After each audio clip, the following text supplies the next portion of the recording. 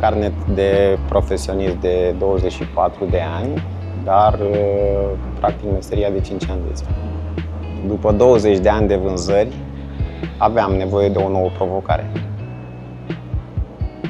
Vârsta este doar un număr, așa că la 45 de ani am făcut o schimbare la 180 de grade și am devenit șofer profesionist. Consider că a fost o decizie foarte bună. Îmi place mult ceea ce fac. Îmi place să descoper în fiecare zi atât locuri noi, cât și oameni faini. La început a fost foarte dificil, dar odată cu trecerea timpului, cu fiecare kilometru, cu fiecare zi ce a trecut, mă simt din ce în ce mai confortabil și mai sigur pe mine în ceea ce fac.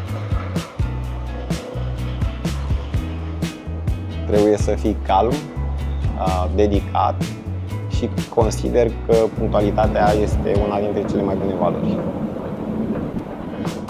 Ești singur, departe de familie, de prieteni? Da, draga mea, sunt bine.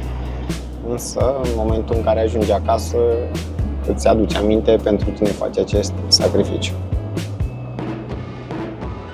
Trimble mi se pare o aplicație utilă, ușor de folosit, menține legătura între noi și colegii din dispecerat, vis-a-vis de adresele de încărcare, de descărcare, pauzele pe care le avem. Consider că este un pas bun în tehnologie. Nici o zi nu seamănă cu alta. În fiecare zi este o poveste, având în vedere câte lucruri interesante se pot întâmpla pe străzi. Drumul continuă, la fel și eu, și fiecare călătorie o să fie un nou capitol pe care de-abia aștept să-l încep.